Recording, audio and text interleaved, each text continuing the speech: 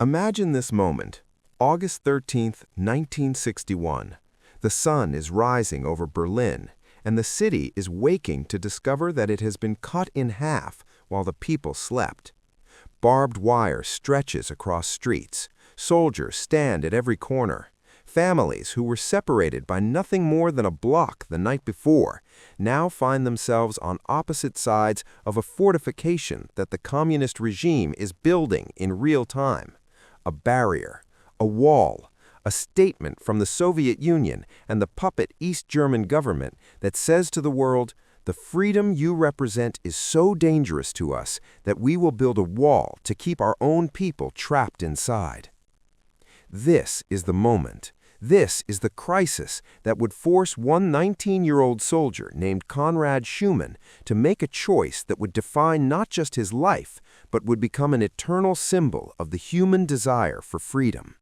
But Schumann's choice was not made in a vacuum. It was made in a specific historical moment, during a specific crisis, in a specific city that had come to represent everything the Cold War was about. The clash between a system that imprisoned its people and a system that liberated them. To understand Schumann's leap, to understand why his photograph became the most iconic image of the Cold War, you have to understand the context of Berlin divided, the desperate exodus of millions of East Germans to the West, and the moment when the Soviet system realized it had to choose between changing itself or imprisoning its own population to keep them from leaving. This is that story. This is the story of a teenager who jumped over barbed wire and became a symbol of human courage. But more than that, this is the story of two completely different ways of organizing human society, and of what happens when one system proves so superior that people will risk their lives to escape the other. When World War II ended in 1945, Germany was a broken nation.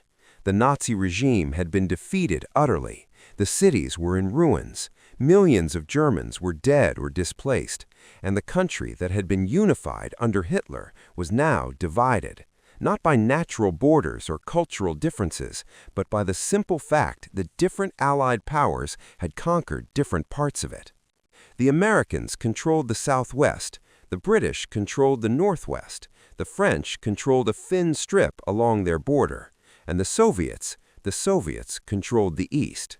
This division was supposed to be temporary. The Allies met at Yalta and Potsdam and discussed how to reconstruct Germany, how to denazify it, how to prevent it from ever again threatening European peace. They talked about eventual reunification. They made plans for shared occupation and gradual German sovereignty, but like so many plans made by rivals sitting at the same table, these plans fell apart almost immediately once the discussion ended and the real work of managing defeated populations began. The difference between the Soviet zone and the Western British and French zones became apparent very quickly.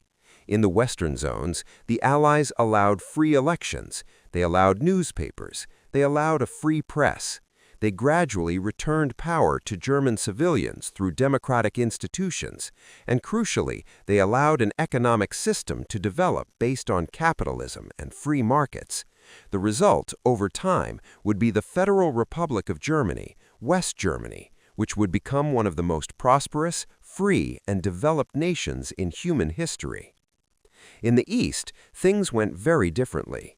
The Soviets, having suffered incomprehensible losses during the war, more than 20 million dead, were determined that Germany would never again threaten them. Stalin imposed a communist government. He established a one-party state controlled by the Socialist Unity Party, which was essentially a branch of the Soviet Communist Party. He eliminated free elections, free press, and free markets, and he extracted massive reparations from Germany, carrying away entire factories, equipment, and resources to rebuild the Soviet Union.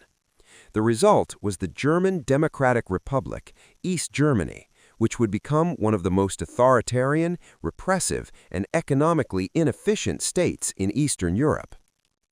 These two Germanys existed side by side for 16 years, and during those 16 years, something remarkable happened. The West prospered, while the East stagnated. In the West, you had what the Germans called the Wirtschaftswunder, the economic miracle. Despite starting from complete destruction, West Germany grew rapidly. Its industries were rebuilt with American capital through the Marshall Plan. Its people worked hard and built new lives. The standard of living rose. People could buy houses, could buy cars, could buy the consumer goods that make life pleasant. More than that, they had freedom. Freedom to speak, freedom to travel, freedom to choose their own careers, freedom to think for themselves. In the East, you had the opposite. The centrally planned economy that the communists imposed was chronically inefficient. Factories produced according to state quotas that had nothing to do with what people actually wanted. Consumer goods were scarce, housing was in short supply, food was rationed, and all of this was enforced by the secret police, the Stasi, that watched people, listened to their conversations, and punished anyone who criticized the government. The comparison was not lost on anyone living there. East Germans could see West Germany. They could listen to West German radio. They could see pictures of Western prosperity, and they could make a simple calculation.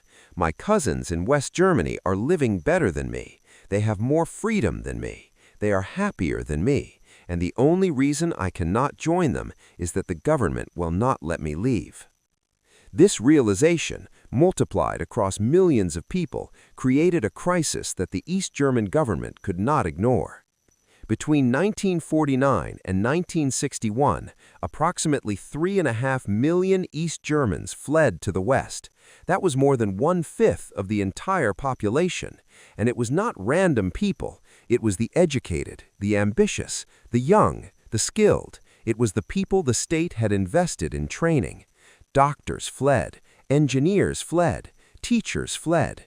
Young people with decades of productive work ahead of them fled. The East German economy was literally hemorrhaging human capital, and the government could see the catastrophe approaching. If this continued, there would be no one left but the elderly and the immobile. The state would collapse. The Soviet leadership, particularly Khrushchev, initially resisted the idea of a dramatic solution. A wall separating East Berlin would be an admission of failure. It would tell the world that communism could not keep people happy, that it had to use force to keep people imprisoned. But the pressure from the East German leader, Walter Ulbricht, was relentless. Ulbricht understood that without a solution, his regime would not survive. And eventually, in early July 1961, Khrushchev gave his permission. The Soviets would back up the East Germans if they chose to seal the border. Ulbricht's plan was codenamed Operation Rose. It would begin at midnight on August 12, 1961. It would involve tens of thousands of soldiers, workers, and security personnel, and it would result in the construction of a physical barrier that would divide not just East Berlin with West Berlin, but would divide the entire country of Germany, and would stand as a symbol of communist failure for 28 years. When Berliners woke up on the morning of August 13, 1961, they discovered that their city had been physically divided while they slept. East German soldiers had been posted at every street that led to the border with West Berlin. They had unrolled barbed wire across those streets. They had begun to tear up the pavement to make it harder for people to cross, and they had announced that anyone attempting to cross without permission would be shot. The confusion and chaos were immediate. People who had gone to bed as citizens of a single city woke up separated from family members. A mother in West Berlin could not cross to see her son in the East. A husband in the East could not reach his wife in the West. A student could not get to his university. A worker could not get to his job. The Berlin Wall was not initially a wall. It was just barbed wire barrier that cut through the very heart of the city, and it changed everything. For the first few days, the barrier was still relatively crude.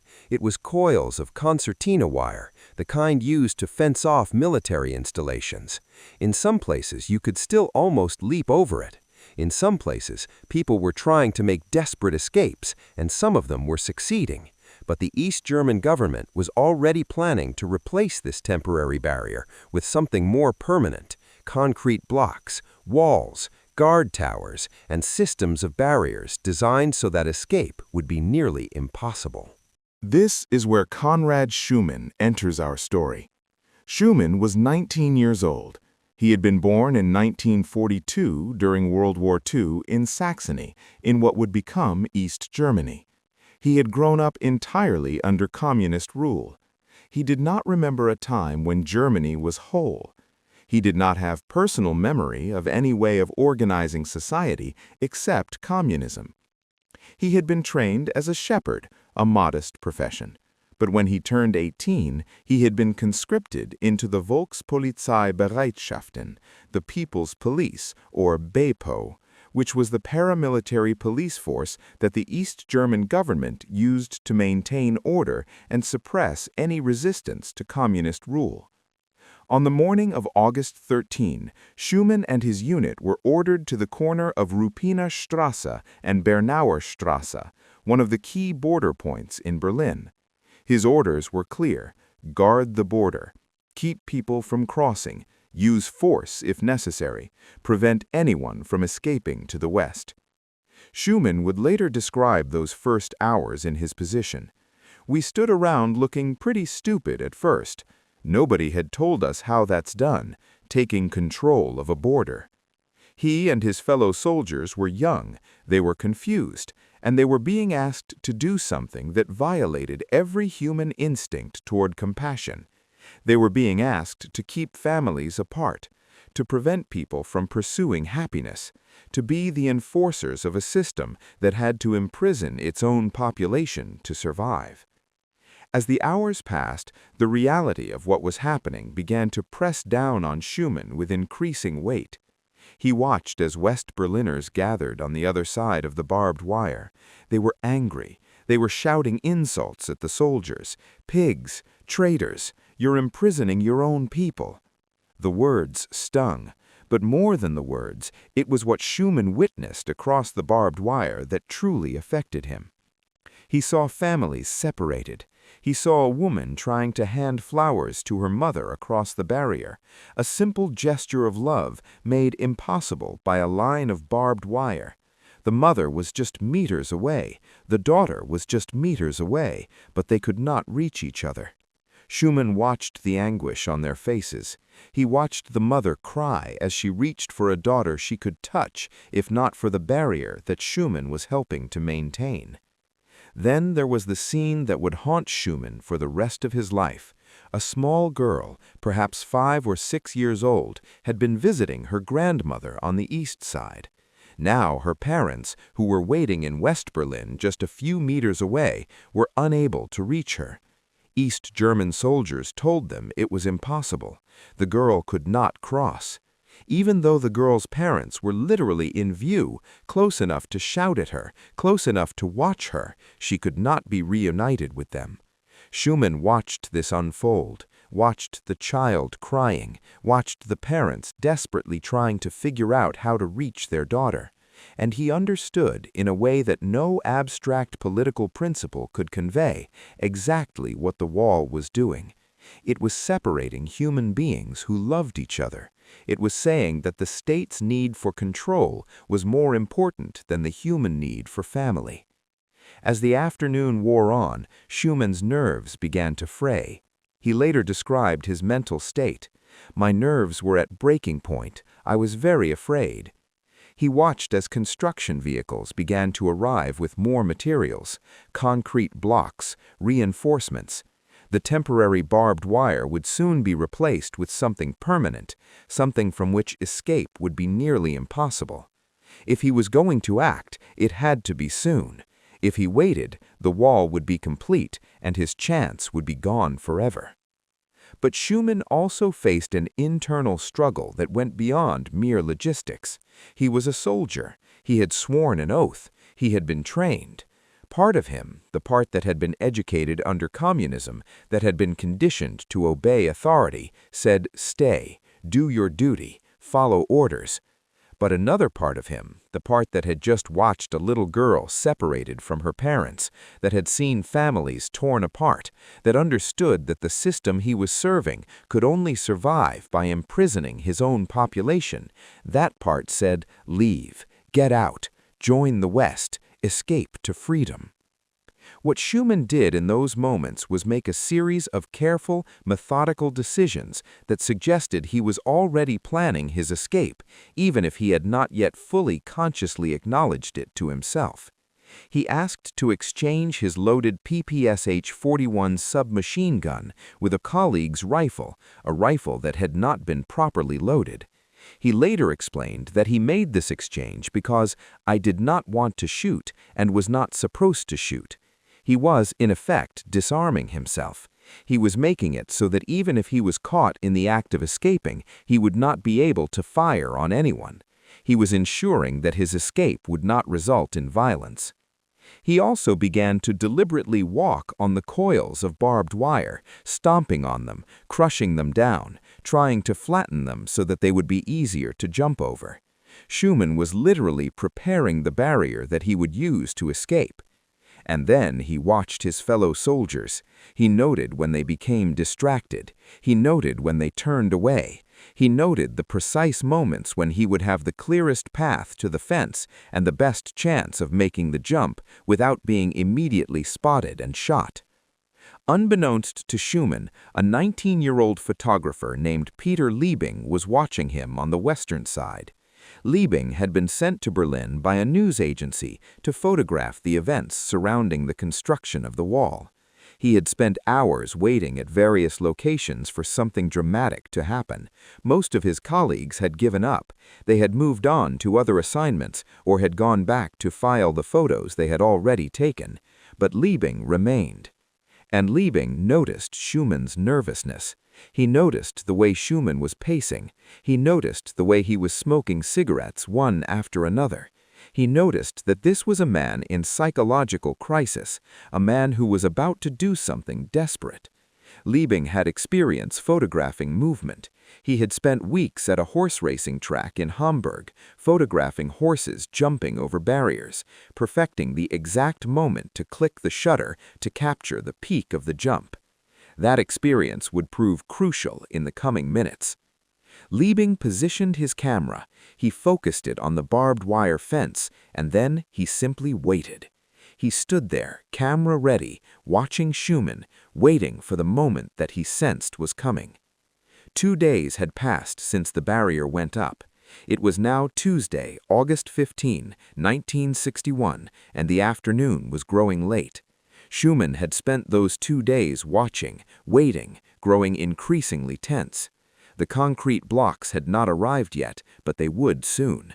The temporary barbed wire was still just barbed wire, but that would change. The window of opportunity was closing. At approximately 4 p.m., Schumann noticed that his fellow soldiers had become distracted. They were looking away. Their attention was elsewhere. It was the moment he had been waiting for. He made a decision that would change his life forever. He did not think about it anymore. He did not hesitate. He acted. Schumann dropped his cigarette. He took off running toward the barbed wire fence. His body tensed, his legs pumped, and then he jumped. At the exact moment that Schumann was in the air, suspended between East and West, between communism and freedom, between the life he had known and the life he was claiming for himself, Peter Leibing clicked the shutter of his camera. One frame, one moment, one photograph that would, in the decades to come, be reproduced in newspapers and magazines and history books around the world. One photograph that would define not just Schumann's life, but would become the iconic image of the entire Cold War. In that moment, captured by Leibing's camera, you see Conrad Schumann in mid-leap. His body is extended, his legs are bent to clear the barbed wire. His uniform is visible, the uniform of a soldier of the German Democratic Republic, the communist state that had tried to imprison him. The barbed wire is visible below him. Behind him is the East, the system that had to use violence to keep its people imprisoned. And ahead of him is the West, a glimpse of freedom. His West German police van was already waiting to speed him to safety. The photograph was titled "Leap into Freedom," and in that one image, the entire tragedy and triumph of the Cold War was encapsulated. Here was a young man, barely an adult, rejecting a system that claimed to be liberating but was actually imprisoning. Here was a man choosing risk over security, freedom over order, individuality over conformity.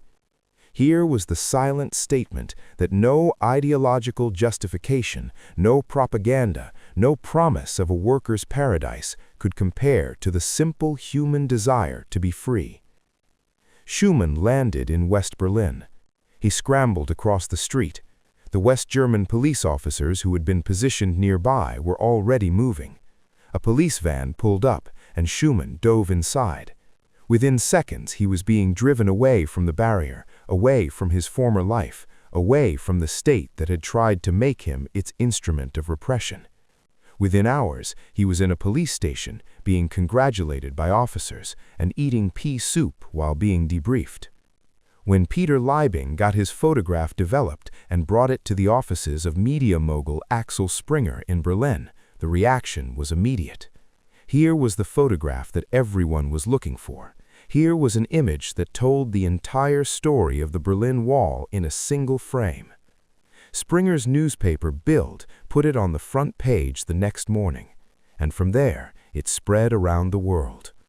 Within days, Leap into Freedom had been published in newspapers on every continent. It won the Overseas Press Club Award for Best Photograph of 1961. It became the definitive image of the Berlin Wall, and it became the image that would, for decades, represent the Cold War to people who had not lived through it. Students would study it in history classes. It would appear in documentaries. It would be used in museums. It would become part of the visual vocabulary through which the Western world understood the Cold War. For Peter Leibing, the photographer, it was the achievement of a lifetime. At just 19 years old, he had captured one of the most historically significant photographs ever taken. But he would never achieve anything quite so significant again. He would return to Hamburg, would work for local newspapers, would live a quiet life in the shadows of that one remarkable moment. He would die in 2008, remembered primarily for a single photograph.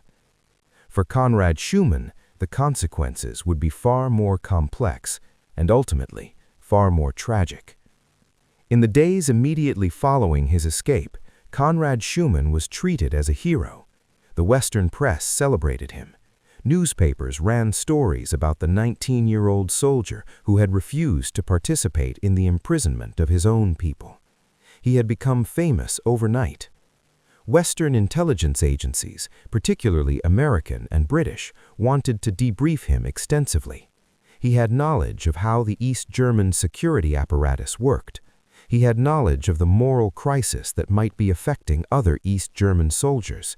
He might be a valuable asset in the propaganda war against communism. But there was a problem, and Schumann understood it immediately.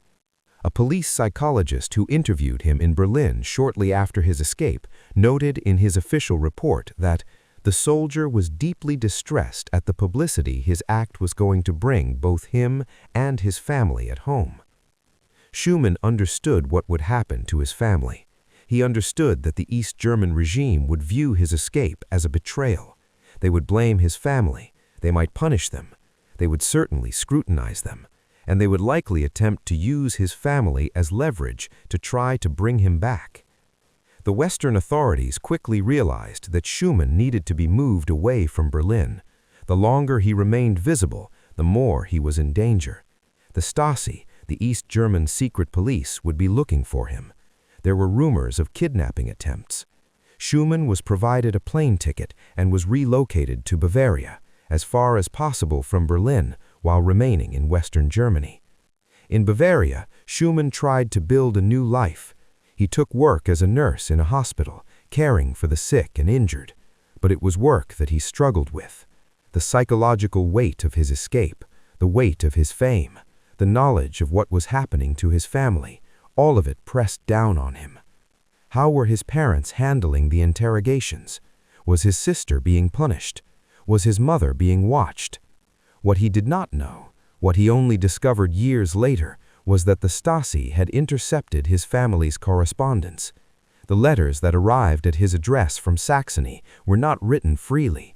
They were dictated by Stasi agents who were trying to lure him back to East Germany. "Come home," the letters supposedly from his parents urged. "We miss you. Please come back. Your punishment will not be as bad as you think." It was a trap. The Stasi knew that if Schumann returned to the East, even for a brief visit, he would be arrested and imprisoned. Schumann lived with the constant fear that one day while he was walking home from work or sitting in a cafe, a Stasi agent would appear. The Stasi had a long tradition of pursuing defectors across borders, of kidnapping them and bringing them back to face trial and imprisonment. Schumann knew that his life was in danger. He knew that the regime had not forgotten him, and he knew that his family might be used against him. In 1962, Schumann married a woman named Kunigunde. They had a child. He tried to build a normal life, but normalcy was always elusive. The photograph of him jumping over the barbed wire continued to haunt him. Every time it appeared in a newspaper, every time it was used in a documentary, every time it became part of the historical narrative of the Cold War, Schumann was reminded of the moment that had defined his life. He had become the property of history. He was no longer just Conrad Schumann. He was the symbol of the human desire for freedom. And symbols do not get to be complex, conflicted human beings. Symbols are simple. They represent ideas. In the West, Schumann was celebrated as a hero of freedom. His photograph was used in anti-communist propaganda. It was used in speeches. It was used in classrooms to show students the difference between a system that imprisoned people and a system that liberated them. Western politicians would point to his photograph and say, "This is what freedom looks like. This is what happens when people face a choice between imprisonment and liberty." But being a symbol of freedom is not the same as being free. Schumann understood that. He lived with the knowledge that he could never truly escape his role as the leap into freedom man. He could work at the Audi factory. He could live a quiet life in Bavaria. He could be a husband and a father, but he would always be the teenage soldier frozen in mid-jump in Peter Leibing's photograph.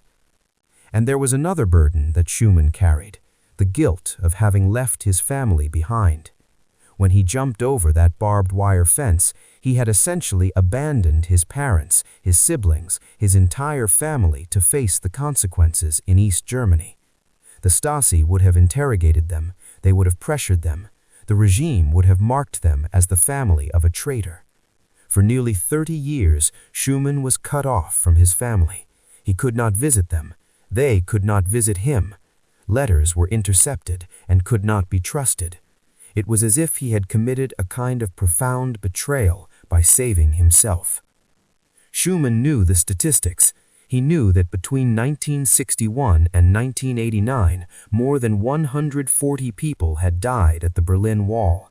He knew that some of them were people attempting to escape, shot down by East German border guards. He knew that others were innocent bystanders, people who happened to be in the wrong place at the wrong time. He knew that the wall that he had leapt over had become a symbol of communist brutality, and that his leap, while brave, was only one escape among thousands of attempts, many of them tragically unsuccessful.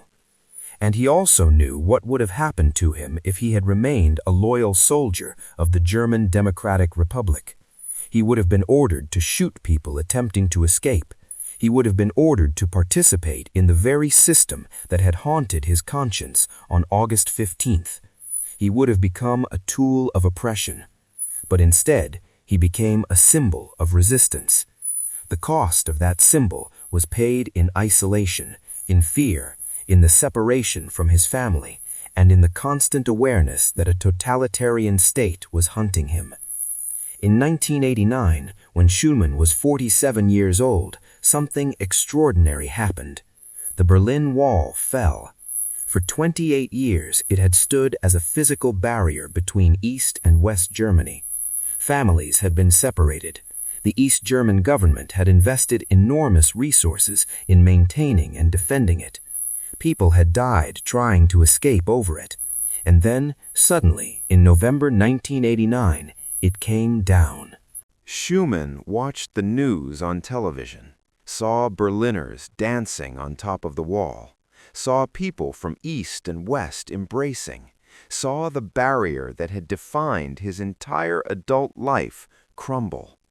And for perhaps the first time since 1961, Schumann felt a sense of genuine freedom. Only since 9 November 1989 have I felt truly free, he would say. Not when he jumped the wall in 1961, because that act had created its own set of prisons, the prison of fame, the prison of fear, the prison of separation. But when the wall itself fell, when the system that had hunted him was no longer in power, when he no longer had to fear a knock on the door, only then did he feel truly free. And yet even that freedom was incomplete. When the wall fell and Germans began to reunite with families, Schumann traveled to Saxony to see his parents. He expected a joyful reunion. He expected to be welcomed back as the hero who had escaped. But what he found instead was rejection. His former colleagues, people he had known before 1961, wanted nothing to do with him. They called him a traitor. They said he had abandoned his country. More painfully, his own family, his mother and father who had been separated from him for nearly 30 years, also viewed him with cold distance. They had suffered under the regime because of his escape. The Stasi had interrogated them. They had been marked as unreliable. And while they did not say it explicitly, the message was clear. Schumann had saved himself, but he had done so at the cost of their suffering. As one observer would later write about Schumann's reunion with his family, he returned to East Germany after reunification to visit his relatives, but was rejected by them. They saw him as a traitor who had abandoned his family. The freedom that Schumann had fought for on August 15, 1961, had come at a cost that he was only now beginning to fully understand. He had escaped, but his family had remained, and in remaining, they had suffered. In the years following the fall of the wall, Schumann struggled increasingly with depression and alcoholism. The isolation that had marked his decades in Bavaria, the trauma of separation from his family, the psychological weight of being a living symbol of Cold War divisions, all of it took a toll on his mental health that would only increase as time passed. Schumann had survived his escape. He had survived decades of fear. He had survived the collapse of the East German state. But survival is not the same as healing. And the trauma of his experiences, the moral crisis that led him to jump the fence, the constant fear of being hunted by the Stasi, the loneliness of exile, the guilt of leaving his family behind, the bitter rejection when he tried to reconnect with them, all of this accumulated inside him, carrying a weight that grew heavier with each passing year. The man who had appeared so strong and brave in Peter Leibing's photograph, suspended in the air, triumphant, free, was actually a deeply wounded person carrying scars that could not be seen. He had been willing to risk his life for freedom, but freedom itself had turned out to be more complicated than a simple leap over barbed wire. Schumann turned to alcohol as a way to manage the pain. He drank to forget the faces of the families he had seen separated by the barrier. He drank to forget the little girl who could not reach her parents. He drank to forget the rejection he had experienced when he returned to Saxony. He drank to escape the awareness that the leap that had made him famous had cost his family.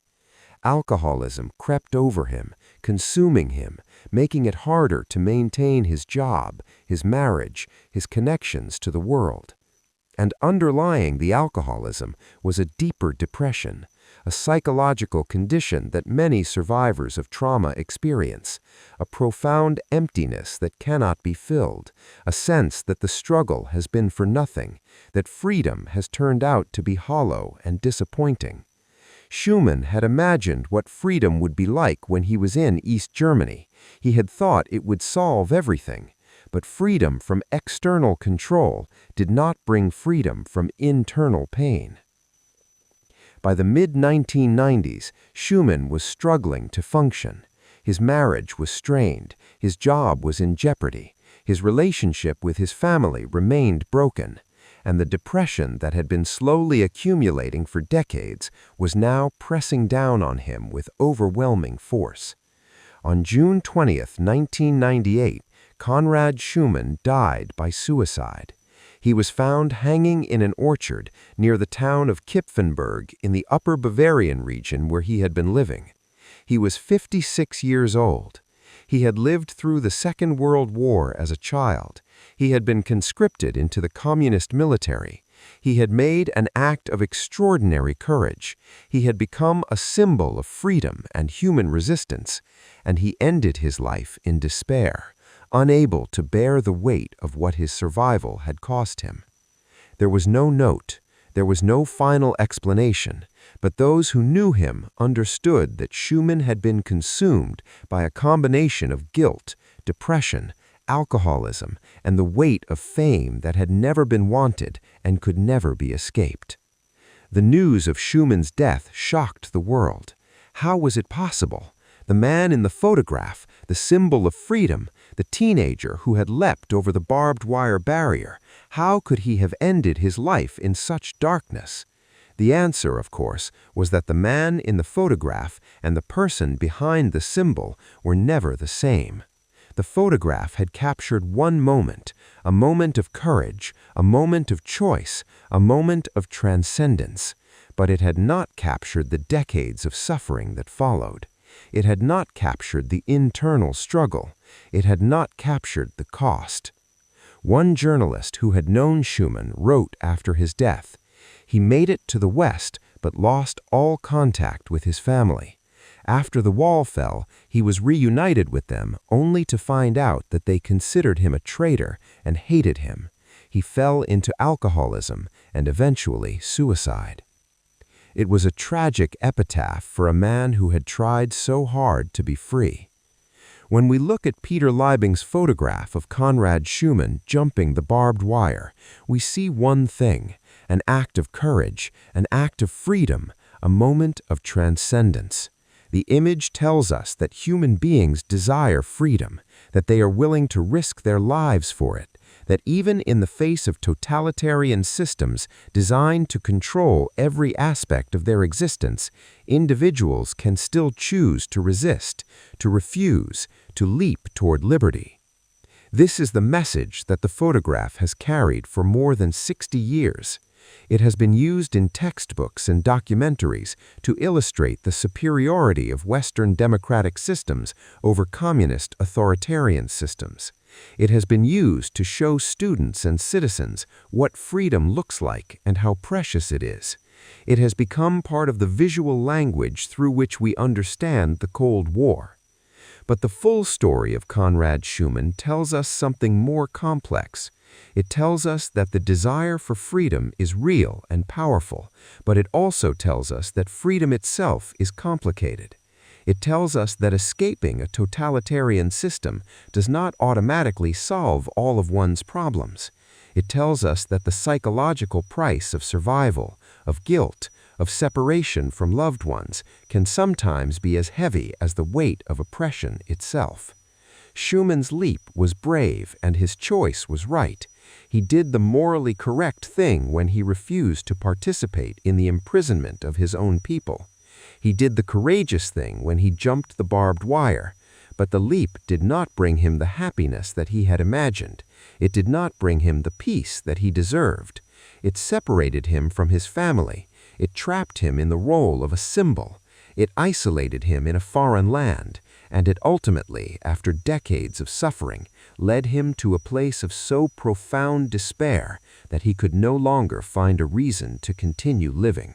And yet, Schumann did refuse to participate in oppression. Schumann did choose freedom. Schumann did, with his actions, contribute to the understanding that communism was a system that could not survive without violent enforcement. In that sense, his leap mattered. It contributed to the eventual collapse of the East German state. It contributed to the eventual fall of the Berlin Wall. It contributed to the eventual triumph of freedom and democracy in Eastern Europe. When the wall fell in 1989, it was because the system that had built it had proven itself to be fundamentally unworkable. A system that must build walls to keep its people imprisoned cannot claim to represent a worker's paradise. A system that must use secret police and constant surveillance to maintain control cannot claim to have created a new kind of human being free from the contradictions of capitalism. Schumann's leap, captured in Leibing's photograph, had become one of the symbols that the entire world would look at and say, "No, this is not a system worth defending. This is a system that must imprison its own people. This is a system that must fail." In that sense, Schumann's leap was a victory, but it was a victory that came at a personal cost that he spent the rest of his life trying to bear. On November 9, 1989, just 4 years before Conrad Schumann would end his life, the Berlin Wall fell. The event was extraordinary. East Germans and West Germans stood on top of the wall, smashing it with hammers, celebrating the end of nearly 3 decades of division. Families that had been separated for 28 years were finally reunited. The barrier that had defined the Cold War, that had symbolized the division of Europe, that had cost so many lives, finally came down. For Schumann, watching the news on television in his home in Bavaria, the moment must have been bittersweet. On one hand, vindication. His leap had been proven to be on the right side of history. The system he had rejected was collapsing. The wall that he had jumped over was being dismantled. The future he had fought for, a future where Germany would be united and free, was finally coming to pass. But on the other hand, loss. Schumann had spent 28 years of his life in exile. He had missed his parents' later years. He had missed witnessing history in his home.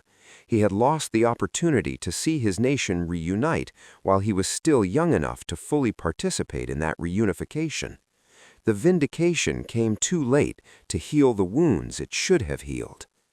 When Schumann returned to Saxony after the wall fell, hoping for reconciliation with his family, he discovered that time had changed people in ways that he could not have anticipated. His parents had aged. They had spent nearly 3 decades under a regime that held them somewhat responsible for their son's escape. They had been interrogated. They had been marked as politically unreliable. And they had come to view their son's escape not as an act of heroic resistance, but as an abandonment. The reunion that Schumann had dreamed of during those long decades in Bavaria did not materialize.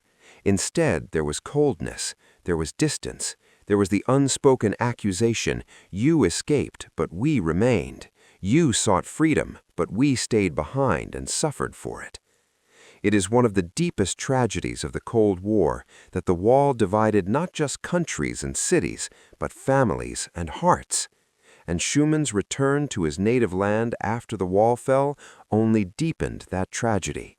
He discovered that there was no going back, no way to undo the separation, no way to rebuild what had been broken 30 years earlier. The photograph of Conrad Schumann jumping over the barbed wire barrier on August 15, 1961, is undoubtedly one of the most iconic images of the Cold War. It symbolizes the fundamental truth of that conflict, that human beings desire freedom, that they will risk their lives for it, that no system of control, no matter how powerful or brutally enforced, can fully suppress the human longing to be free. The photograph tells that story perfectly. It captures a moment of human courage and human triumph. But the full story of Conrad Schumann, from the moment of his leap, through his subsequent decades of isolation, through his family rejection, through his struggle with depression and alcoholism, to his final act of desperation, tells a more complex story. It tells us that victory is sometimes incomplete. It tells us that the freedom that seems so precious when you're imprisoned can sometimes turn out to be more complicated when you finally achieve it. It tells us that the psychological price of trauma and guilt and loss can sometimes outweigh even the profound satisfaction of having chosen freedom. Schumann's leap was an act of courage that helped to expose the fundamental failure of communism. His escape, his testimony to Western intelligence agencies, his willingness to become a public symbol of resistance, all of it contributed to the eventual triumph of freedom and democracy in Eastern Europe. In that sense, his struggle was not in vain. His sacrifice, for that is what it was, a sacrifice of his comfortable life, his connection to his family, his stability, contributed to something larger than himself. But we must also acknowledge the cost. We must acknowledge that Schumann paid a price that was perhaps too high. We must acknowledge that in the rush to celebrate the moment of his leap, we often forget to ask about the decades that followed.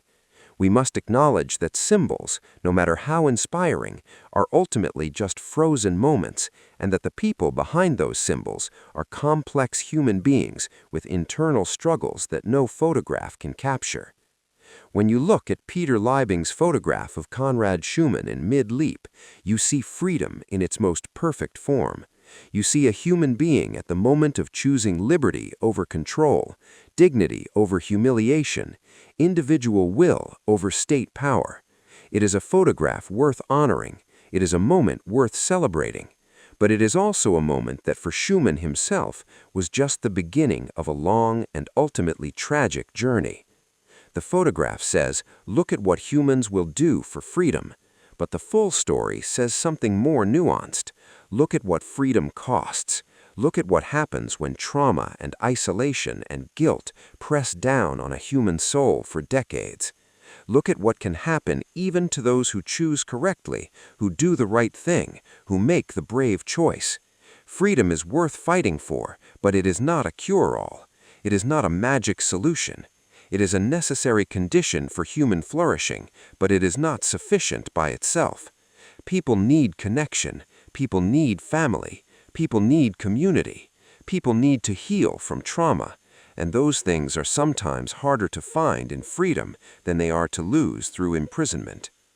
What happened to Conrad Schumann reminds us that the victory of the West in the Cold War was indeed complete in its ideological and political dimensions. Communism failed, democracy and capitalism triumphed, the wall fell, Germany reunified, freedom spread across Eastern Europe. These are facts worth celebrating. But the victory was not complete in human terms. Many people paid prices for the Cold War that were never fully acknowledged or addressed.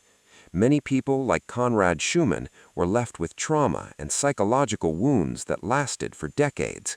Many people made sacrifices that were later forgotten in the celebration of grand historical forces and ideological triumph. Schumann's story, then, is both a story of victory and a story of tragedy. It is a testament to the power of the human desire for freedom, but it is also a reminder that history is not made up of symbols and photographs. History is made up of human beings, and human beings are complex, wounded, resilient, and fragile creatures who do not always fit neatly into the triumphalist narratives that we construct around them.